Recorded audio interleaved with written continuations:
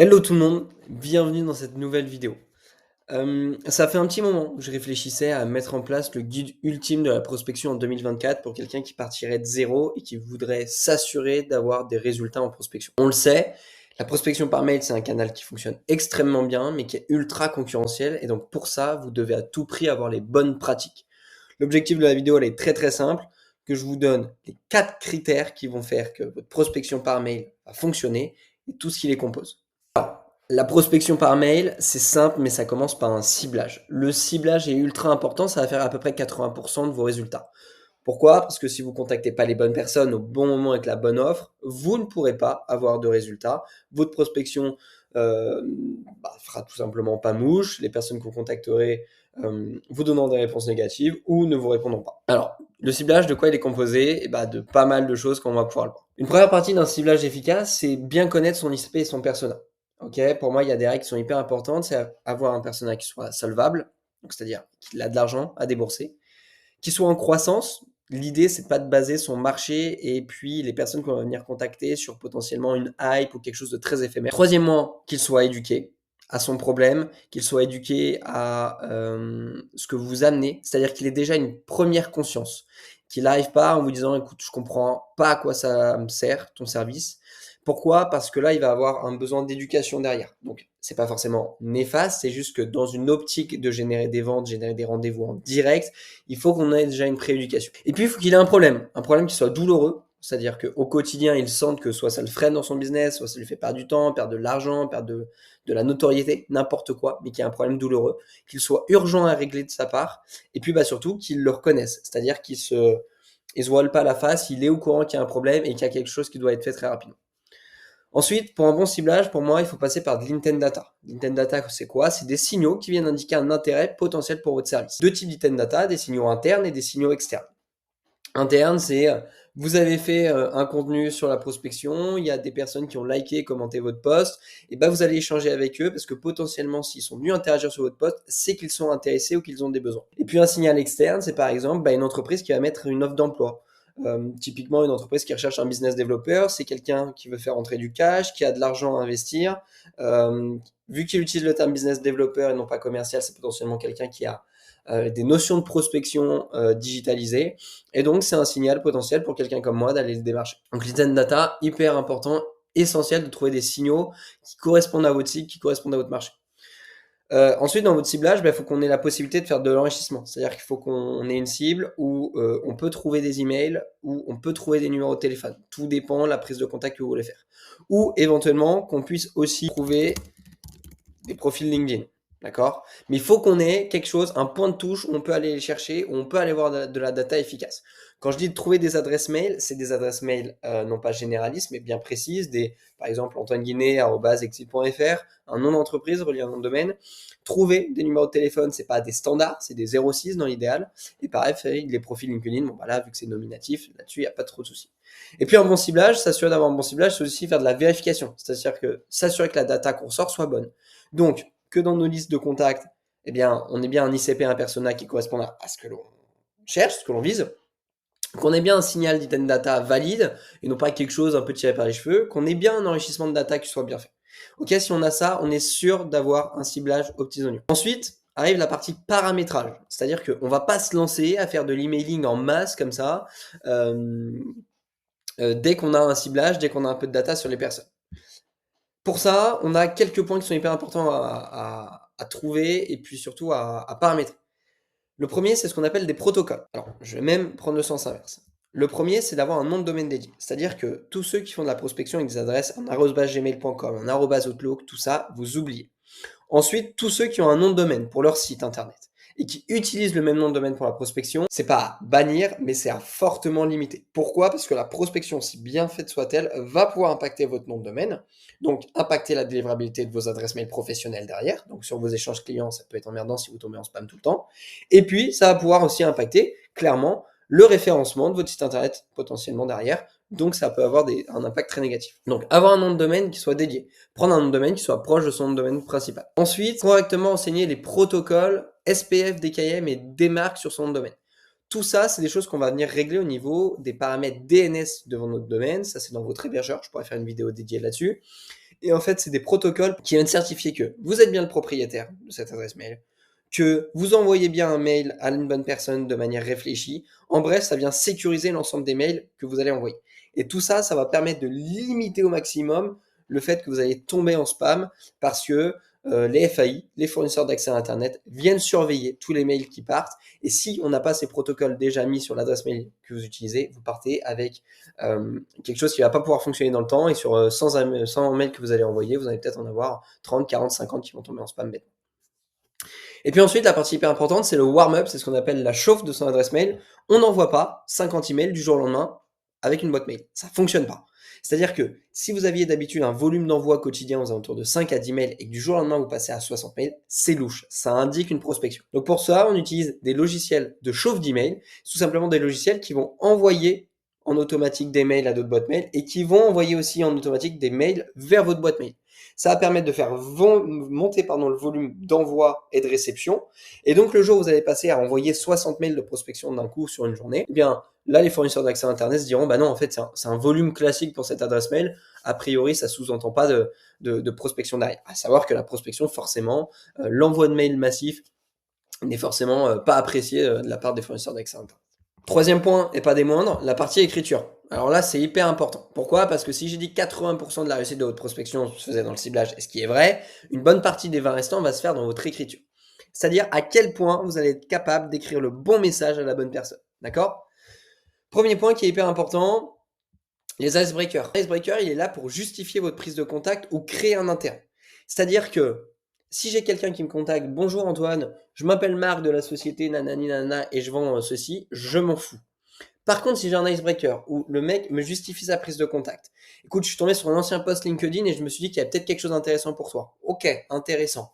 Ou écoute, j'ai vu la dernière nouvelle dans ton secteur d'activité, tiens, j'ai quelque chose à te pallier. Ça, c'est un icebreaker. Il vient justifier sa prise de contact, il vient créer un intérêt. Là, je suis amené à lire le mail en entier et potentiellement y répondre derrière. Ensuite, au niveau des objets du mail. Les objets du mail, c'est quand vous êtes dans votre boîte mail, c'est toutes les petites phrases en gras que vous allez voir. Il faut que ce soit court, il faut que ce soit percutant. Pas plus de 35 caractères. Pourquoi? Parce que si c'est plus long, on ne le voit pas en entier et on se demande un peu ce que c'est. Et généralement, un objet de mail de plus de 35 caractères, c'est très email marketing, c'est moins 50% sur une dernière offre, la formation qui va te faire exploser en prospection. Bref, c'est de la prospection, c'est de la vente et les gens n'aiment pas ça. Ok? Il faut que ça attise la curiosité, c'est-à-dire que d'une manière ou d'une autre, il faut que la personne se dise « Ok, j'ai envie de cliquer », soit parce que je ne comprends pas exactement pourquoi il me contacte, soit parce que le sujet qu'il a abordé, ça tombe pile poil avec les besoins de mon business à l'heure actuelle, mais créer une curiosité et faites court. Ok?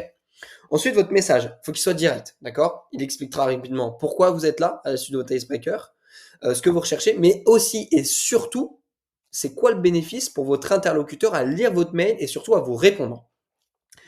S'il y a un mot que vous devez retenir sur la partie message dans votre prospection, c'est relationnel. Vous êtes là pour créer une relation. Vous arrivez en soirée, en règle générale, si vous voulez vous faire aimer, vous ne parlez pas de vous pendant 1 heure. Non. Vous posez les bonnes questions, vous renseignez sur la personne, vous avez un peu de tchatch. Et tout ça, il faut le remettre dans vos mails de prospection pour que ce soit efficace et surtout que vous ayez des résultats intéressants pour vous. Ok? Et puis, il faut un CTA, ce qu'on appelle un call to action. En fait, c'est tout simplement donner le moyen à la personne de justifier le fait qu'il va vous recontacter ou prendre un rendez-vous. Si vous clôturez un mail par une phrase avec un point, vous aurez beaucoup moins de réponses que si vous clôturez un mail par une question, une interrogation ou une incitation à faire quelque chose avec un point d'interrogation. D'accord? Donc ça, c'est toujours hyper important. Et surtout, sur le premier mail, pas de Calendly. Ok? On est là pour créer du relationnel.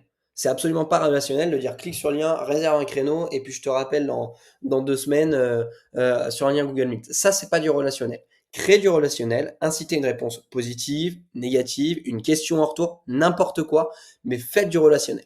Et effectivement, sur prochain message, sur vos séquences, si elle est composée de 4-5 messages, effectivement, si sur les derniers messages vous n'avez toujours pas de retour, vous pouvez aller mettre un Calendly parce qu'il y a des personnes qui préfèrent directement booker un call sur un Calendly plutôt que de répondre en direct. Donc, ça peut être intéressant à tester. Ok? Donc, la partie écriture, hyper importante. Ça représente quasiment les 20% restants. D'accord? Et puis, une autre partie qui est extrêmement oubliée de la part des personnes qui prospectent, c'est la partie analyse. C'est-à-dire qu'ils font leur ciblage, ils créent leur liste, ils contactent, ils enrichissent.